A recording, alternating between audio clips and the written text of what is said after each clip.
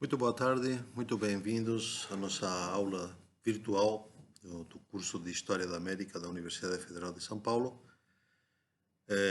Hoje nós vamos ver a aula 3, a parte 3, onde eu vou procurar explicar para vocês de uma forma mais literária,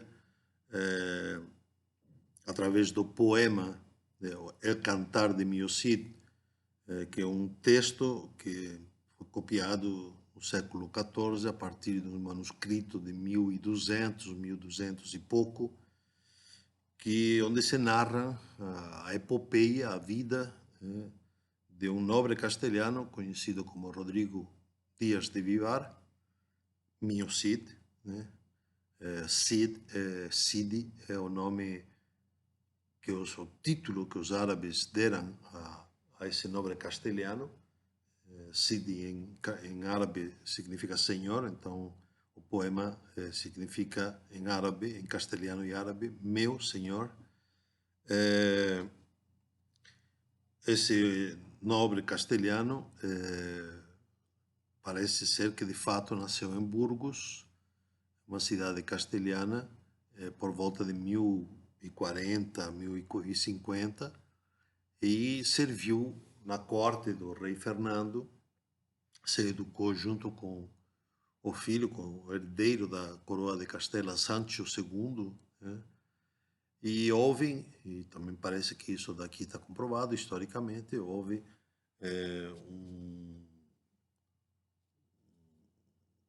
um assassinato, né, do herdeiro, Sancho II, por parte, parece, essa acusação, do seu irmão Afonso VI, a quem o Cid exigiu um juramento perante toda a corte de que não tinha tido nenhuma participação no assassinato do Sancho II. Né? O futuro rei prometeu, jurou que não tinha tido nenhuma participação, foi coroado como rei. Rodrigo Dias de Vivar jurou fidelidade e imediatamente depois o rei, já Alfonso VI, expulsou, desterrou, né, das todas as terras de Castela o próprio Rodrigo Dias de Vivar e a sua família, sua mulher Ximena, seus filhos e suas filhas. Eram duas filhas e um filho, Sol e Elvira e Diego. Mais ou menos, parece que tudo isto daqui tem uma certa veracidade histórica, há uma relativa documentação, eu não conheço com profundidade, mas o poema que conheço, que eu quero trabalhar com vocês, ele vai ser escrito um século depois, ou 50, 60 anos depois, e depois o que vai passar para nós vai ser uma cópia já do começo do século XIV e fim do século XIII. Né? É interessante perceber o seguinte: o livro, o poema, está dividido em três partes. Né? A primeira parte narra o desterro, né? Que é a parte, vamos chamar assim, que está mais baseada na própria história. Né? É como se fosse uma história romanceada. A segunda parte consiste nas bodas, né, das filhas, né,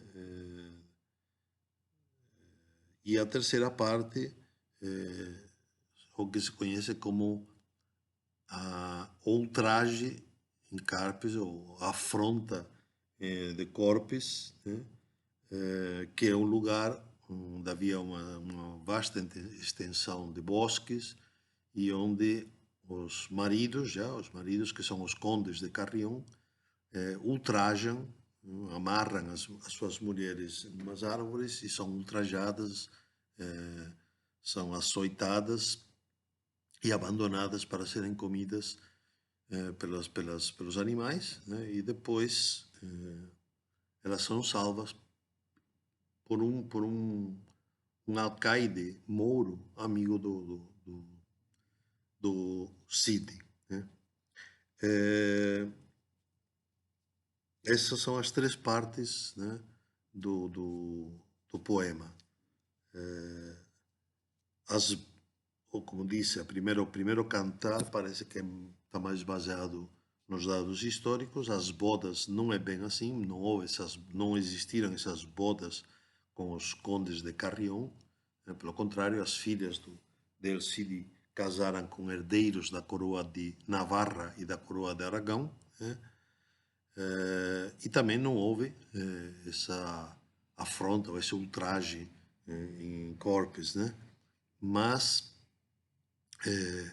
a ficção literária cria uma tensão dramática, né, para mostrar o que interessa para essa aula, mostrar a vida virtuosa e as reações virtuosas de El Cid diante das adversidades, diante das contrariedades, diante de sucessos e acontecimentos profundamente injustos, em parte e de certa forma até provocados pelo próprio rei Afonso VI, né?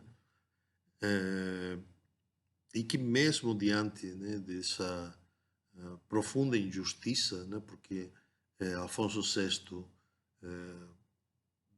de acordo com o próprio poema, participou sim do assassinato do irmão, né? E ele se manifesta desleal e injusto para com um vassalo, que é El Cid, que sempre foi leal e justo e que inclusive todas as conquistas de todos os territórios que El Cid fez no seu desterro, ele entregou e colocou como doação de vassalagem para Afonso VI, né? E mesmo assim só foi perdoado depois, né, depois da terceira tentativa, né? Afonso VI só irá perdoar El Cid na terceira tentativa, depois que já El Cid é senhor feudal, né, da cidade de Valência, e já tem mais de 4.000 homens, né, às suas ordens, né? E você poderia pensar mesmo que El Cid poderia enfrentar e partir para cima do rei de Castela, mas pelo contrário, ele continua oferecendo como vassalagem a própria cidade de Valência, envia ouro e riquezas para o rei, né, e pede ainda o perdão do próprio rei, né, que nesse momento ele concede, né. É interessante que o que eu queria mostrar mais, né, como o El Cid se apoia, né, na ajuda de judeus e de árabes e mouros, né, durante o seu desterro, né. Como eu disse na aula anterior, os árabes e os mouros invadiram a Península Ibérica no século VIII, no século XI e no século XII, né? E somente depois do século XIII é que os castelhanos começaram a conquistar os territórios do sul, né? Da Córdoba e Sevilha foram conquistadas no século XIII, né? O Algarve, por exemplo, e Alentejo, do lado de Portugal também, no século XIII, né? Então, o período histórico em que o poema se desenvolve, a separação entre Al-Ándalus, né, e Castela é nítida, né? Quer dizer, os castelhanos estão na metade da Espanha para cima e os árabes e mouros estão na metade da Espanha para baixo, né? E El Cid transcorre nessa fronteira, nesse intervalo, porque Valência está na metade, né, da Espanha, né? E ele encontra apoio tanto dos judeus quanto dos árabes. E é sobre isto que eu vou tentar falar nessa aula, né? Logo no primeiro cantar, né, quer dizer, no cantar do desterro, chama muita atenção, né, que o rei, de fato, manda ir embora, dá um prazo para o El Cid sair, né, das terras de Castela e dá uma ordem de que nenhum súdito de Castela possa ajudar El Cid no seu desterro, né? Então, El Cid vai ter que percorrer todo o território de Castela até sair dele sem ser ajudado por ninguém, né? E dias antes de sair, né, para o desterro, ele encontra a ajuda, né, de dois judeus chamados no poema de Raquel e Vidas, né? São dois judeus homens, né? Embora o nome Raquel parece como um nome feminino, parece que foi uma aliteração, deveria ser Raguel, né? Um G em lugar do que foi colocado, né? É, não, então não são, não, pode dar a impressão de que são marido e mulher, mas não são. São dois homens, né? Que aparecem como dois prestamistas, né? Então isso é um detalhe interessante, né? Porque o que vai fazer o El Cid? El Cid vai fazer uma artimanha, vai fazer uma armadilha, né? Inclusive tem críticos, né, que analisam até que ponto, né, a virtude do El Cid é realmente virtuosa, né? O ato do Cid é virtuoso, porque ele engana os judeus. Como é que ele engana? No fundo, ele pede um empréstimo, né, um empréstimo bastante vultoso que os judeus dão, né, mas ele deixa um penhor de garantia, deixa duas arcas cheias de ouro, mas fechadas, completamente fechadas, com o juramento de que os judeus não podem abrir, né, essas arcas, né, e não podem usar o ouro, porque depois, né, quando El Cid conseguir conquistar uma cidade e quando então conseguir ter dinheiro, ele voltará para levantar esse penhor, devolver o dinheiro que foi emprestado e devolvê-lo com juros. Ora, acontece o seguinte: essas duas arcas estão cheias de areia, né? Ele manda ao seu braço direito, Minaya, colocar areia nas arcas, né, em lugar de ouro, porque ouro ele não tinha, né? Mas os judeus confiam em El Cid, né, e em parte também no seu próprio, vamos chamar assim, no seu próprio instinto. Percebe-se claramente no poema o preconceito, né, de que os judeus utilizam a usura, né, coisa que estava proibido, não é a Igreja Católica a única que proibia a usura, né? Os próprios judeus também tinham proibido a usura, só que no Levítico, né, e no Éxodo se proíbe claramente a usura entre judeus, mas o Deuteronômio abre uma brecha, permite uma brecha de que se possa emprestar dinheiro a juros para os não irmãos, para os não judeus, e por isso os judeus vão ser os grandes prestamistas da Idade Média com relação aos cristãos, né? Então, vamos dizer assim, a maldade, né, a astúcia de El Cid, de certa maneira, é relativizada, né, pela astúcia, ou pela maldade, ou pelo desejo ilegítimo dos judeus quererem ganhar dinheiro em cima do juro, né? O fato é que é assim que está narrado no poema, né? É assim que está narrado no poema. Há um engano, há uma fraude, né? Esse penhor é falso, né? E quando el Cid conquista a Valência e ganha dinheiro suficiente, então volta novamente para Burgos, mas ele não paga com todos os juros, né? Quer dizer, de certa forma, os judeus são prejudicados, né? Eles que ajudaram o El Cid não foram ajudados igualmente pelo El Cid, né? Então, nesse ponto em concreto, deixa muito claro, né, que há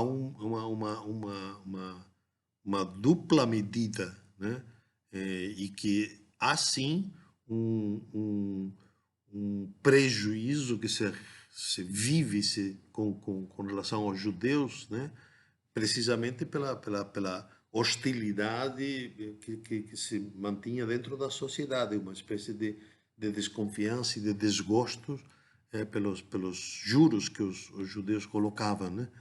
É, por outro lado, então, é isso com relação, né, ao relacionamento com os judeus, né? Quer dizer, é graças, né, acho que isso que é importante destacar, é graças à ajuda, né, de dois judeus que El Cid consegue sobreviver, né? Porque os primeiros tempos do desterro foram extremamente cruéis, né? E ele tinha para si mesmo, para sua família, para sua mulher e suas filhas, e para os homens que foram fiéis e que o seguiram, né? Ele conseguiu alimentá-los e deu dinheiro, e tinha dinheiro suficiente para isso, né? A, a parte mais interessante, me parece, é com relação aos mouros, né? A ajuda e o relacionamento que ele tem com os mouros, né? Há um registro, né, de que, historicamente, El Cid, Rodrigo Dias de Vivar, né, ele serviu nas tropas de Yusuf al-Mutamin, em Saragossa, que era o alcaide, né, de Saragossa. Então, quando ele foi desterrado de Castela, de Burgos, ele foi em direção a Barcelona, passando, ficou em Saragossa, que naquela altura era uma cidade dominada pelos muros, né? E ficou servindo no exército de Mutamin, né? No poema, né, no poema há dois grandes momentos, vamos dizer assim, em que ele recebe ajuda de um outro alcaide, né, que é da cidade de Molina, que é uma cidade que existe, né, a cidade de Molina. A personagem, né, o alcaide que tem o nome de Aben Galbon, né? Então, que é um grande amigo del Cid, né? E há dois momentos em que presta ajuda. O primeiro momento é quando El Cid está indo sozinho desterrado, mas depois manda ir, manda para seu braço direito que vá para Burgos e se preocupe com escoltar a sua mulher e as suas filhas, né? A sua mulher e suas duas filhas. No poema, o filho não aparece, só aparecem só duas filhas del Cid, né?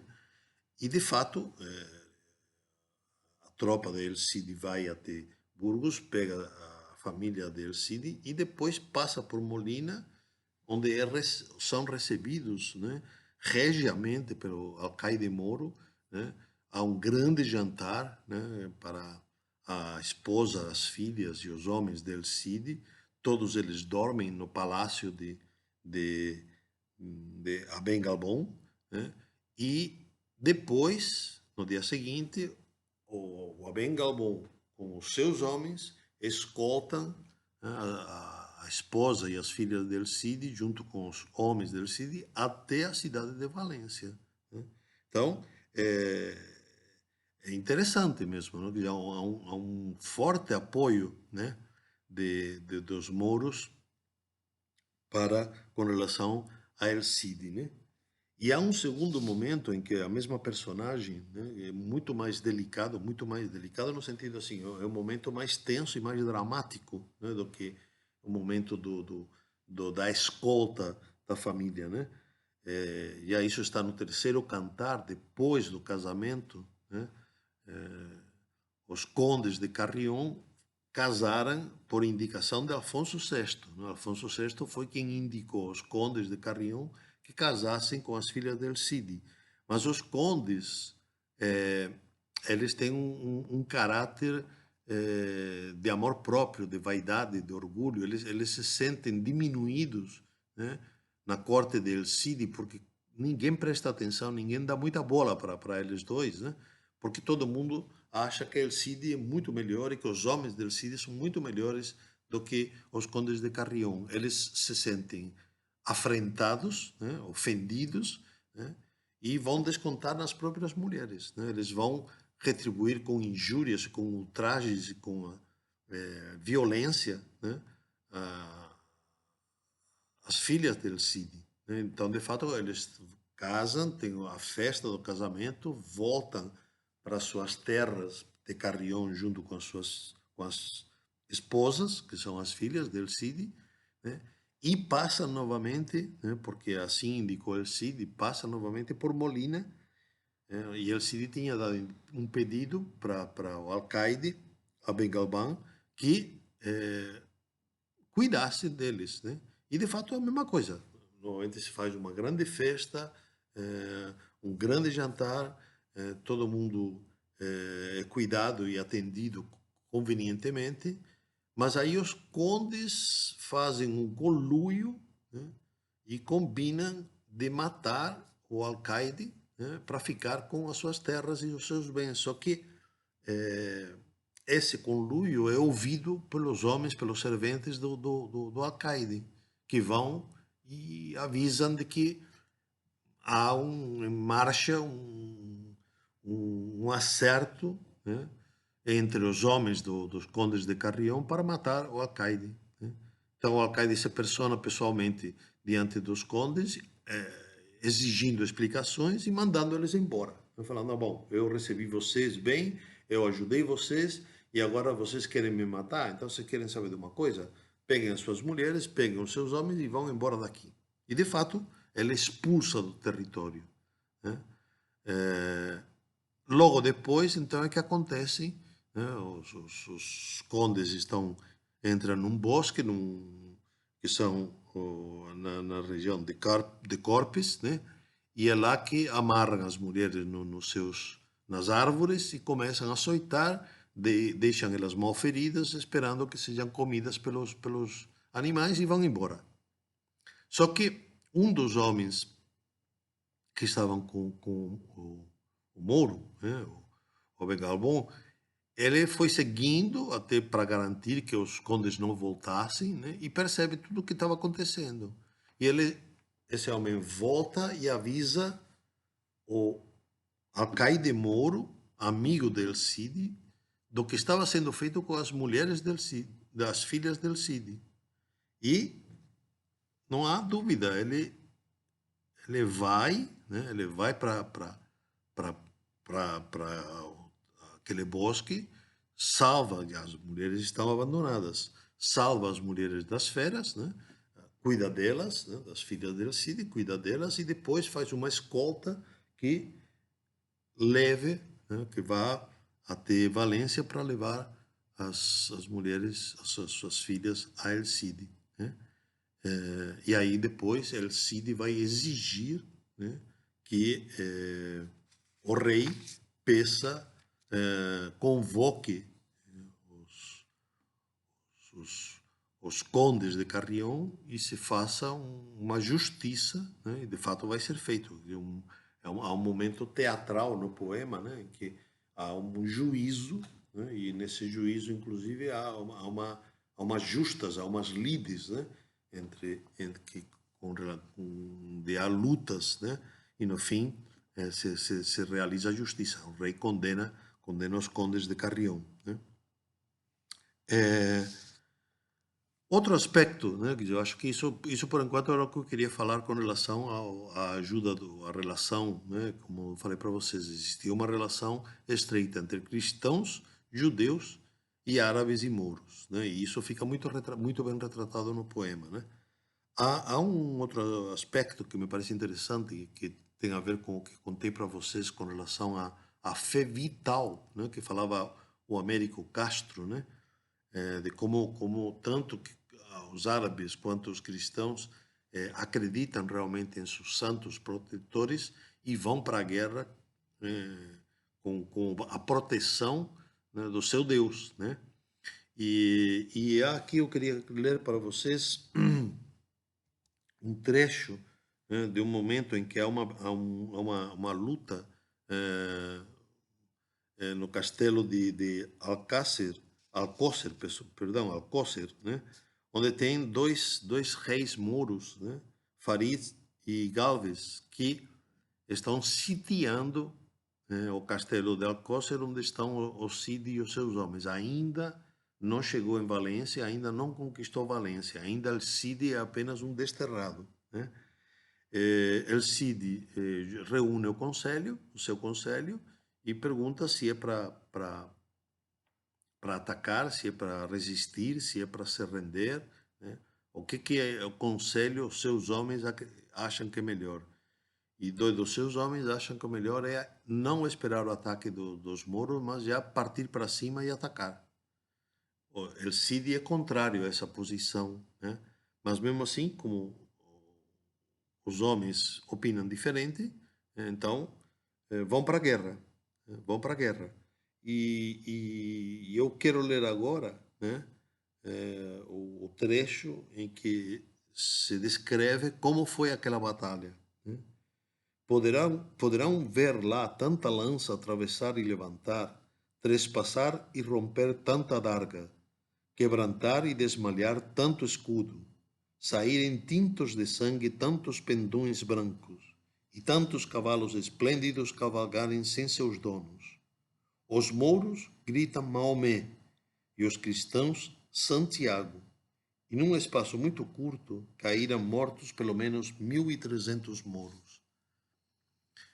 Então, está descrevendo a batalha, né? A batalha entre mouros e cristãos é uma batalha feita em nome de Maomé, em nome de Alá ou em nome de Santiago, né? E nessas batalhas, umas vezes ganham os mouros, outras vezes ganham os cristãos, né? A cidade de Valência, historicamente, foi conquistada duas vezes, ou seja, foi conquistada pelo Cid, mas depois foi reconquistada pelos mouros e depois novamente reconquistada pelo Cid, né? No poema, a cidade de Valência é conquistada uma única vez por El Cid, né? Então, como eu dizia para vocês, acho que com essa breve descrição do poema, né, dá para perceber, né, pelo menos essas características que eu tinha insistido, né, que resumo aqui de novo, né, há uma característica nítida, né, de convivência pacífica e harmônica e muitas vezes de ajuda, né, entre mouros, cristãos e judeus, né, com vamos dizer assim, com os receios, com as desconfianças, com as separações e os pequenos ou grandes abismos que sempre existem em qualquer sociedade, principalmente quando são de culturas ou de religiões diferentes. Então, também está retratado isso no poema, né? Quer dizer, ele Cid é virtuoso, mas ele não vive a virtude de forma igual, né? Quer dizer, no caso dos judeus, ele pode mentir sim, porque também os judeus não vivem a virtude, né? No fundo, essa é a explicação que os críticos dão com relação a El Cid, uma explicação para tentar mostrar que o Cid é um homem virtuoso, sempre, né? Não me parece que seja essa uma explicação que me convença, né? El Cid é virtuoso, sim, né? Com os seus homens, com o seu rei, que também não é virtuoso, o Cid é virtuoso com relação ao rei, mas não é a mesma coisa com relação aos judeus, né? Não dá para se falar isso, né? Com relação aos moros, não há nenhuma descrição de desconfiança ou de maltrato, né, por parte de El Cid, né?